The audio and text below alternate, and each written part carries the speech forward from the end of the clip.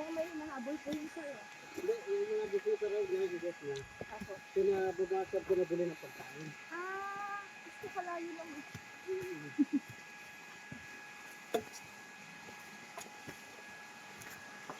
Pero yung mga daanan ko, pwede kong mag-take out doon, di ba?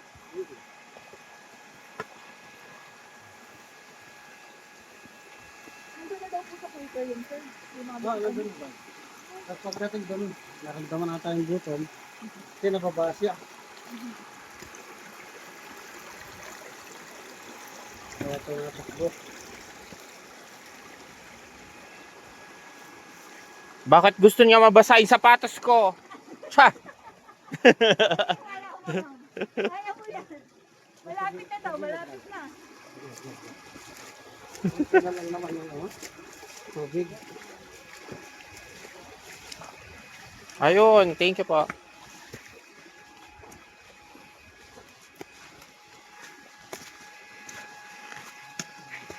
Dali ko ngayon.